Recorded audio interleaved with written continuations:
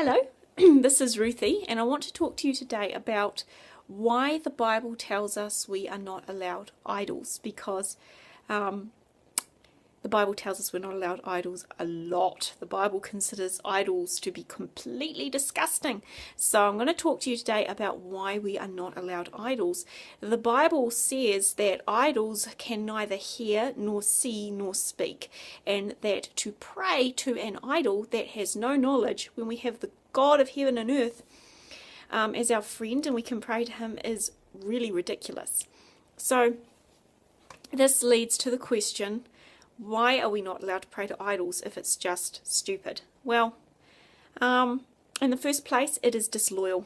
Praying to an idol is like cheating on your husband if you're married, or your wife if you're a man.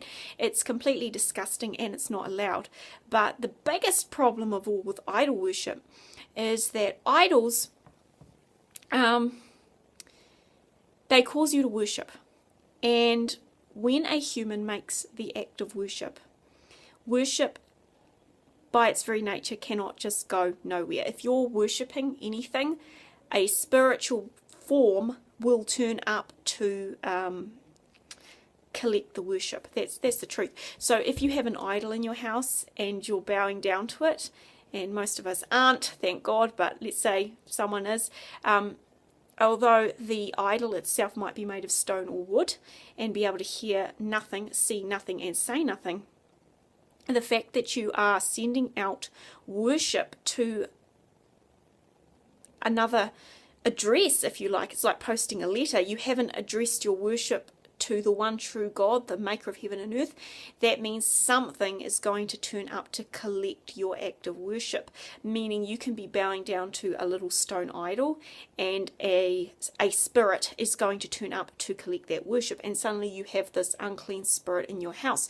So worshipping an idol is really unsafe because it's like sending out badly addressed letters. You don't really know where they're going to turn up, and you don't know what's going to turn up to collect that worship. Okay, so this sounds like a slightly pointless lesson, given that we are living in Australia, and you know, idol worship's not something we really deal with in Australia on a day-to-day basis. So I want to tell you how this works in the West, meaning you know, New Zealand, Australia, America, England, Canada, those countries, because this is still an issue. In the West, people tend to bypass the idol, but they're still doing questionable spiritual practices.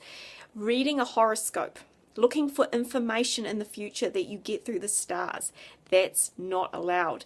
It's a form of idol worship, and even though nobody really goes around praying to the stars, the fact they're trusting in the stars is a form of idol worship. Now again, the star knows nothing, can tell you nothing, and hears nothing. However, if you're using the horoscopes, you are sending out badly addressed spiritual letters. Something will collect your letter, and if you're not directing it directly to the Spirit of God, i.e. you're praying to the maker of heaven and earth, and we don't connect to him through the tarot cards or the horoscopes, but it's also true with tarot cards, then a spirit is going to pick up your check of worship for sure, and then suddenly guess what, you have that spirit in your life.